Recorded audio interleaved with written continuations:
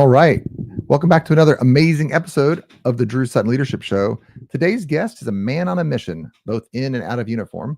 After 37 years of military service, including 3 combat tours and senior leadership roles, Todd Reed is now dedicating his life to giving back.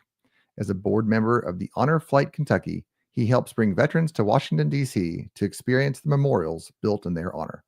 But Todd's leadership doesn't stop on the battlefield. He's led high-stakes operations in the military, driven efficiency at Fortune 500 companies, and now runs his own businesses.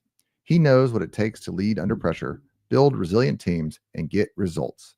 Whether in combat or the boardroom or entrepreneurship, today we're diving into Todd's incredible journey from honoring our nation's heroes to leadership lessons he's carried across the military, corporate life, and entrepreneur worlds. Let's get into it. All right. Welcome to the show, Todd. Oh, we lost you here. Hold on. There we go. We got him. Welcome, Todd. Hey, good morning, Drew. Hey, man. Well, you're on the Drew Sutton Leadership Show, and so you got to answer a leadership question here. This is from John Maxwell. This is one of his 21 laws of leadership. Let's talk about the law of solid ground. Trust is the foundation of leadership. How do you feel about that statement? Well, trust is important in any organization. It's interesting to say that. It was a 3-legged stool. Whenever me and my wife started dating, you have to have, you have to have love, you have to have trust, you have to be respectful to one another. And trust is paramount. And if you don't trust the person to your left or right, whether it's in the corporate world or whether it's on the battlefield, you're not going to be successful. So trust is very vital in any leadership organization. Yeah. What's your number one method for developing trust? And what's your number one killer? What number one thing can you do to kill trust? The number one thing for trust would be communication, and basically lead by example. If I tell you I'm going to do something, then I better do it. A great way to lose trust is you tell someone you're going to do something, you don't do it. It's definitely the organization is going to go south quickly. Yeah. I have a 17-year-old, 2 15-year-olds, and a 10-year-old. And let me tell you, they remember whatever you tell them you're going to do. And they will bring it up. Yeah, they do. You have kiddos too. They're not quite as young as mine. Tell me about your kids. So I have a 25-year-old daughter. She's in medical school at the University of Kentucky. She graduates actually May 10th. Oh, wow. She's also a lieutenant in the Kentucky National Guard. And then I have a son who graduated from University of Cumberland's last May, and he just graduated from Infantry Officer Basic Course, and he starts Ranger School. He got his date the other day, and he starts April 20th. So he's in for a rude awakening. And that's definitely a leadership course. Oh, man. No, I have 2 15-year-olds, like I said, and they swim. Man, they just had their birthday in February and they clicked over into something. We are having a leadership course at our house at the moment. But no, I think about sending them to Ranger School is why I bring that up. All right. Enough about me though. You're on the show today to talk about Honor Flight Kentucky. Honor Flight is a super cool organization. I'm not going to spoil your story on it, but one of my boys is in Civil Air Patrol. And so we get to go wake up early in the morning and see the veterans off.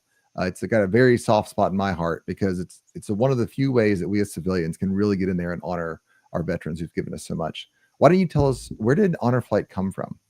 Well, Honor Flight originated from 2 gentlemen, Earl Morse and Jeff Miller.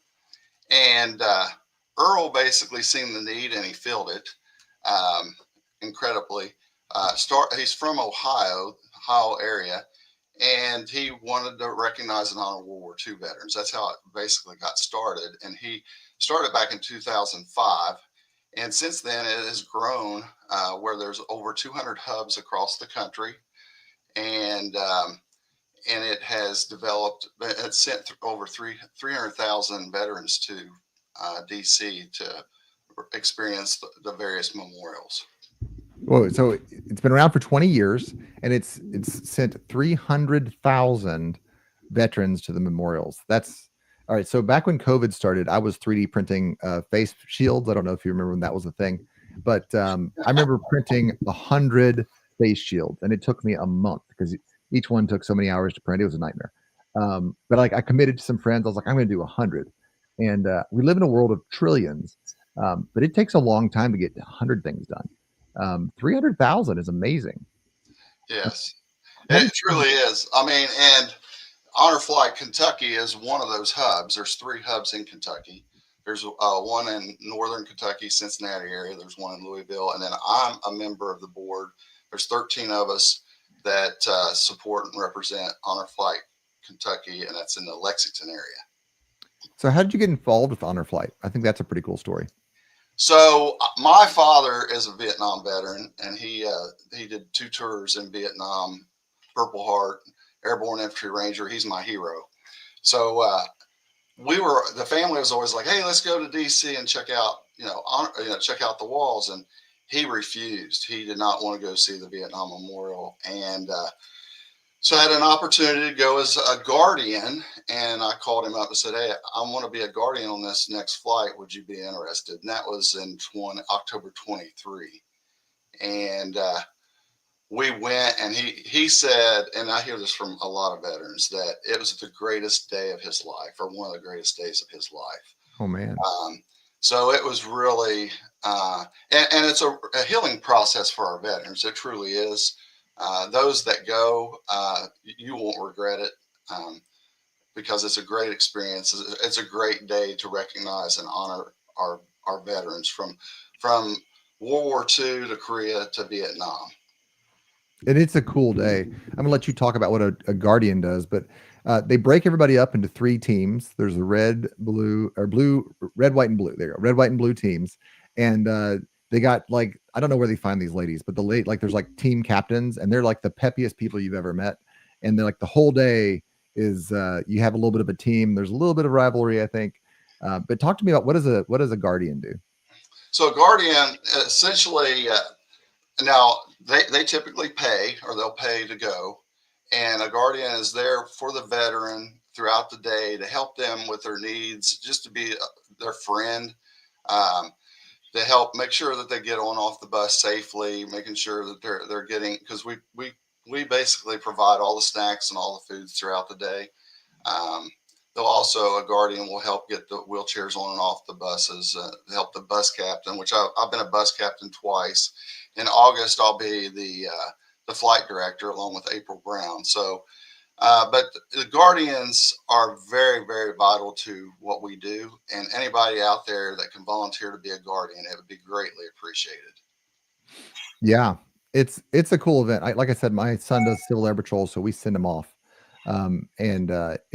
I'm kind of jealous. Actually, I got a chance to go fly fishing in Colorado about 5 years ago with a buddy of mine, and we hired a guide. And there's nothing better than to have a guide just like retie your fishing line for you. It's like being 5 again, except you're an adult. So yeah, it's an amazing experience.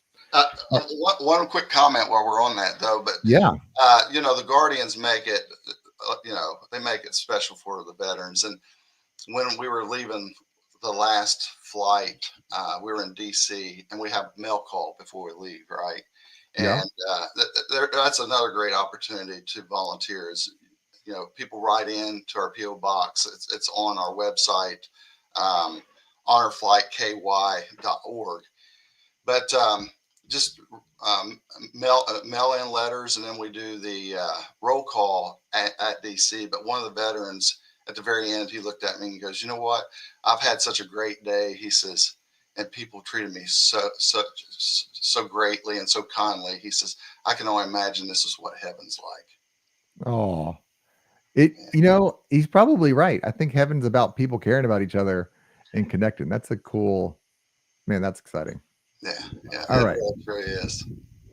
So, Honor Flight's just amazing. So I'm just gonna take a pause here. Listen, if you're in Kentucky or another state too, but if you're in Kentucky and you have a veteran in your life that hasn't had a chance to go and see all the memorials, you really need to think about looking up the Honor Flight, and the website's here on the screen, honorflightkentucky.org. And if you want to be a volunteer, we need you to send them off. We need you to cheer them when they come home. There's plenty of spots for you to volunteer. Or if you're a corporation, there's ways for you to get involved as well. So who sponsors the Kentucky Honor Flight here? So we have 3 flights scheduled for this year. The May 10th flight, basically, that's sponsored basically by our team. We volunteers, we go out and do fundraisers. And then the August 24th flight, that's going to be sponsored by Touchstone Energy. And then our third and final flight for the year is August 24th, and that's sponsored by Toyota Manufacturing of Georgetown. Awesome. And is there a time to get in their applications? Like if you want to sponsor a veteran, or if you're a veteran and you say, hey, maybe I want to go do this? Well, earlier is better, obviously. And there is a backlog. We have about 250 veterans in our database that still need to go. We average about 65 veterans a flight. So if you go to the honorflightky.org website, you can there's a great opportunity to volunteer, and that's a great opportunity to get your veteran signed up. I actually have 2 neighbors I need to sign up myself. So I highly recommend getting involved in Honor Flight. You'll never regret it. And if you're a veteran, please sign up to go All right. to DC. I love it. I love it. All right, so let's talk about you a little bit here, Todd Reed, the man, the myth, the legend.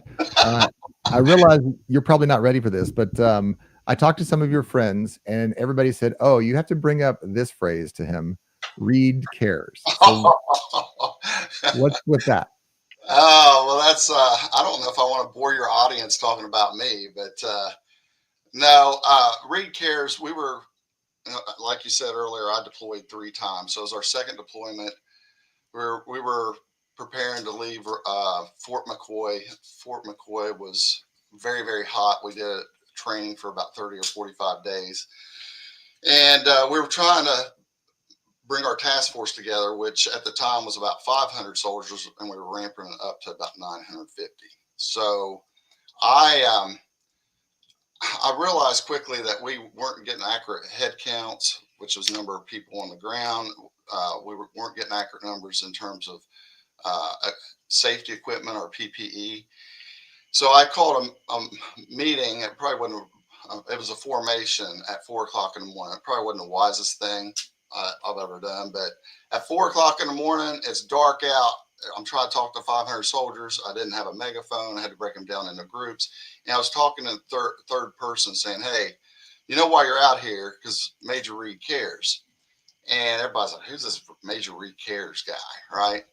And that catchphrase basically, it ended up in porta potties at Fort McCoy. It was like, hey, this place sucks, but at least Major Reed cares, right? And that catchphrase, it followed me from Fort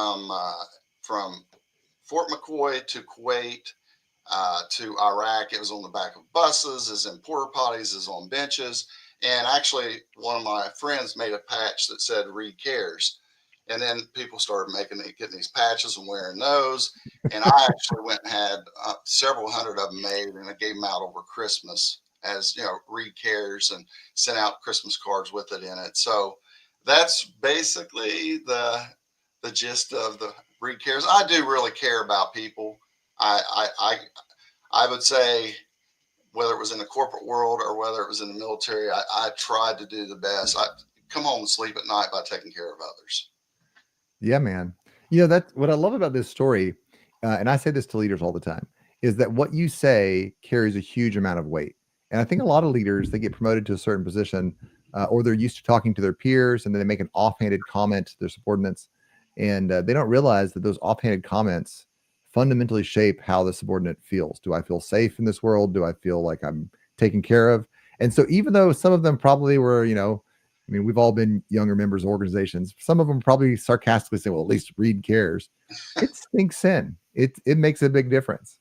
Well, it's interesting. A real quick story about that was I was over in Iraq, and a soldier walked by, and I always would greet soldiers. And this guy, who's a staff sergeant, walked by, and he was like, hey, I said, hey, Sergeant, I said, how are you doing today? And he goes, not very good, sir. Of course, he used some choice words. I'm like, oh, tell me what's going on. And he said, well, he says, my wife's back home. She's sick. I'm trying to get back home to take care of her. And we'd probably been in country. It was in Ramadi, Fallujah, Habanea. It was the deadliest place on earth at the time. Yeah. And I was like, soldier, let me see your Red Cross message. Well, because I care about people, I read it. If I could get the kid home, I'd try to get him home. And I looked at him. I said, well, this don't say anything. This Red Cross message doesn't say anything. Tell me what's wrong with your wife. So he told me what was wrong with his wife. And I said, why didn't this read that way? I said, call the doctor, tell the doctor that it needs to read what exactly her signs, symptoms, and diagnosis is. So about 3 days later, the soldier comes up to me. He said, he comes up, he salutes me, he gives me a big bear hug, and he said, sir, he goes, I'm going home. He goes, I'm going home to see my wife. I'm going to take care of my wife, and I promise I'll be back. And then he looked at me with this phrase, and I'll never forget it. He goes, sir, he says, if you ask 90% of the battalion, which consists of 950 people, to put on a fire suit and run through hell, we'd do it for your ass. And I was like, okay, I'm making a difference. And during that deployment, we had 30 Purple Hearts. We brought everybody home. So, sometimes you may not think you're making a difference in this world, but if you truly care and you give a valiant effort, you are making a difference. Yeah, man. This is exactly why I chose to do leadership as my profession. Is you can make a difference in one person's life, but if you learn to be a better leader, and that's no matter where you are in the organization, if you dedicate yourself to understanding leadership, you can make a difference in so many more people's lives. That's a cool thing. All right, so that's the impact you've made. Tell me about a leader that's made a big impact in you. Who's your hero that you try and strive to live up to? Well, there's two. There's my dad, Dave Reed, and then Colonel H.V. Houston. And during my retirement, I highlighted both of those individuals. But Colonel H.V. Houston, he was a very he actually flew for Johnson, Nixon, and Kennedy on Marine One. He was shot down twice in Vietnam. Very spiritual man. Unfortunately, a couple of years ago, he passed away, 85 years old. But he he had such a caring attitude, and he would be so forgiving if you messed up. And as a young kid, he was my Marine Corps JROTC instructor at Greenup County High School. So, you're impressionable at that age, and he definitely left a lasting impression on me. Yeah, I get it, man. That's interesting story. I went to visit him over at his house, and he had his all his military awards and stuff up. And he said, and he had a picture of John F. Kennedy, and it was an autographed picture because he served for 3 presidents. And right next to his picture, he had my picture. And he said, Todd, he says, now you know where you rate. So, I say this all the time. A lot of what we do is, as leaders, we let other people see that we're seeing them. Right. Yeah. Well, if we got time, I'll share one real quick story on another lesson learned. Just, for your audience. I was a young first lieutenant, and I was a platoon leader. I was a mechanized infantry platoon leader at Fort Riley, Kansas. And my company commander was this short, stocky guy. He looked like a Viking. He looked like he could eat raw meat off the bone. And he was really tough, really rough, really gruff. I mean, he was a bad dude. And he had just got back from Desert Shield, Desert Storm. And we were having a what they call a gunnery exercise. This is like a 3-week gunnery exercise. And my platoon was terrible. I mean, we were absolutely, they had just got back from Desert Shield, Desert Storm, and I was this young second lieutenant that didn't know anything. And I'm trying to learn, and they're arrogant because they just came from war. Right. And we couldn't synchronize our fire commands. We couldn't synchronize our Bradley our Bradley fighting vehicles. We were bad news bears. And my company commander came up to me, And he started yelling, screaming, cussing at me, and got up my face. He goes, "What's your problem there, Lieutenant? What's your problem?" And I said, "Well, I'll tell you my problem." And I named another soldier and said he was my problem and he needed to be fired. Right. And Captain Erickson got up in front of my face. He says, "Lieutenant, this is not that soldier's issue. This is your issue. This is a training issue. And you need to fix it. And if you don't fix it, I'll fire you." And I've taken that lesson along with me. You can, as a leader, you can throw your problems and issues on someone else, but that doesn't solve the problem, right? You need to look internally within yourself and figure out what the problem is and put your energies and efforts to solving that problem. And fortunately, we were like number 6 last, dead last. And I called my soldiers in. I was like, "Listen, if you're not embarrassed about our performance, then we need to fix things and fix things quickly." And over the next 6 months, we worked hard. And our next gunnery, we were number one. We were number one through hard work, effort, a goal, and a strategic mindset. We were able to accomplish our goal and be number one in the battalion. So I love it. I love it. There's always room to improve. That's cool, man. All right. Another phrase that I hear from you is never give up. So talk to me about never give up. So never give up is, I guess, my catchphrase in terms of I don't care how old you are, as long as you got breath in your body and you're healthy, and go for it. Go for whatever you believe in. Go achieve your dream. So I was 22 years old, went to Ranger School. I got hurt on a jump. So for 20 years, I was like, man, I'd see people wearing the Ranger tab. I was like, I should have that Ranger tab. And so I was over in Iraq, my third tour, and I was talking to a guy who was an airborne Ranger, special forces guy, rough, tough dude. And I was telling him how I got hurt in Ranger School. And he looked at me and he said, "Okay, we're going to be together for the next year." He says, "If you're wanting to cry and whine around about how you didn't make it through Ranger School, go back. Go back." And I was like, I told him, I said, "Hey, I'm 40." At the time I was 41. I said, "I'm 41 years old. I'm too old for that." So the next day I gave myself a physical fitness test and barely could do the 49 push-ups that are required by the Ranger School, barely could do the 59 sit-ups, failed miserably the 5-mile run.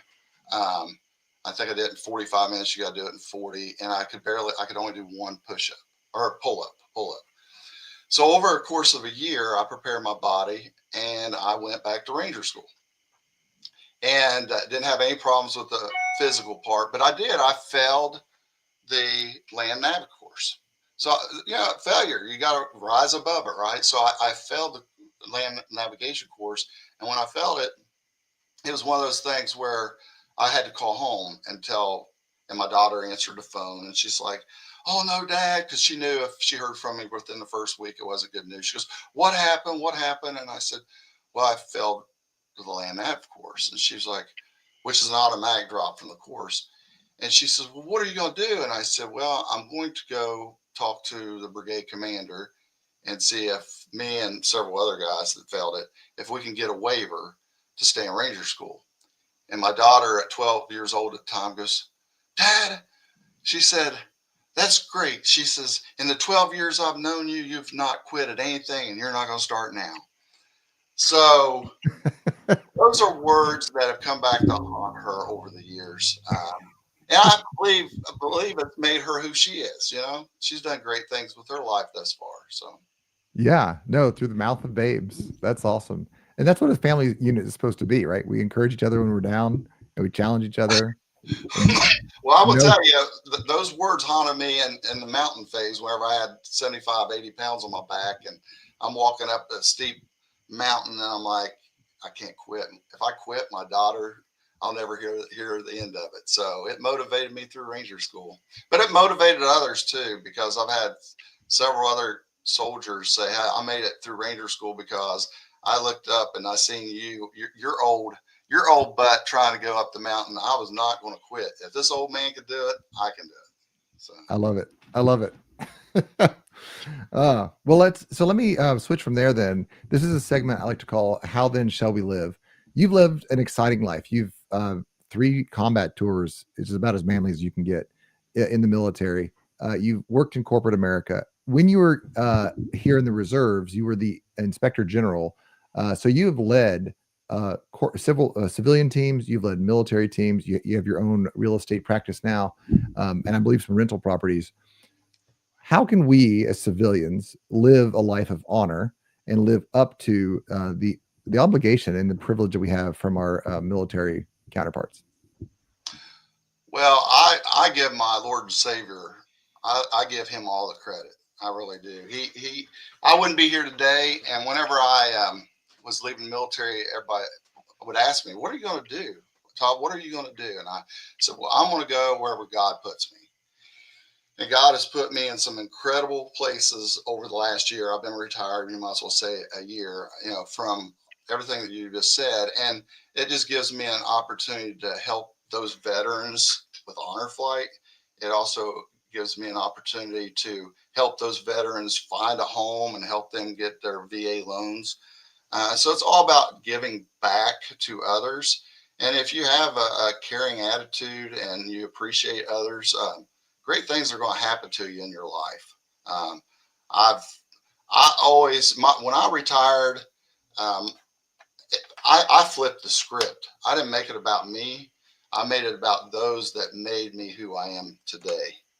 And my mom, she said it best. She says, "Todd, you become what you hang with." And Mm.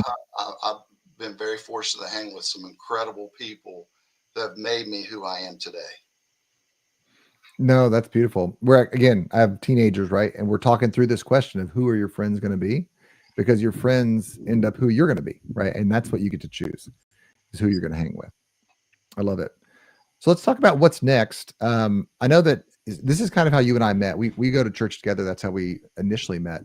Um, but you and I both have something percolating in the background, I think. Tell me what happened into regards to politics and how that's starting to affect your life. Well, it's interesting because I never ever see myself in the politics realm. Um, but and my wife and I really weren't very political, but over the last probably 6 years, we've really got into it. And I've had numerous people come to me and say, "Hey, Todd, with your background, your experience in the corporate world, entrepreneurship, business, education, uh, you would be a great candidate to run either for local, state, or federal politics."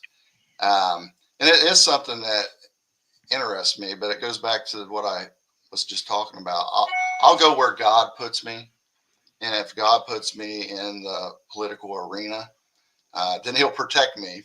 And when I have these people coming to me, and I've had different dinners and luncheons and things, and I feel honored that they think enough of me to consider it. Um, I just told them, I said, "Well, this is what you get with Todd Reed. I love my God, I love my family, and I love my country, and I cannot lie. So if you're looking for someone else to represent you, or if you're looking for something other than that, I'm not the person to represent you. But if I did get into politics, I would, like I do everything else, I would put my best foot forward and serve the people because it's about the people, and it's not about me uh, getting rich. It's not about power. I'm not a power hungry type person. That's people I've worked with in the past. Um, it's about serving and helping others." I love it because Reed cares is what I hear. That's fun. No, that's good. That's the type of people we need in politics. Is I don't remember the law, but it's anybody that wants to run for politics probably shouldn't be running for politics. We need folks that care and want to serve their team. Well, we are running low on time here. Last 30 seconds goes to you. What do you want to leave the audience with? I will. I want to leave the people with, never give up in life. Always be ambitious. Look for opportunities to improve yourself. And in the Toyota world, it was Kaizen, continuous improvement. If you do that and you look to serve others and you look to develop yourself professionally, and above all, the only thing that matters in this world is our Lord and Savior, and living with Him, and live by the Christian values, then you'll do great things in this world. I love it. Well, if you found anything we've talked about today interesting, and I think that you have, go check out Honor Flight Kentucky at honorflightkentuckyky.org. Honorflightky.org. There we go. And get the veterans in your life signed up. Again, we have the May 10th, August 24th, and October 4th flights going out. Be part of the 300,000 people that we've sent to DC. And it's the closest thing on earth to heaven. And if you want to follow more from Todd Reed, check him out as his realtor, remax.com. Todd Reed. If you type that in, you will find him on Remax. But connect with Todd, follow him. And if you think he should run for politics, give him a nudge and tell him you saw him on the Drew Sutton Leadership Show. And with that, we are out.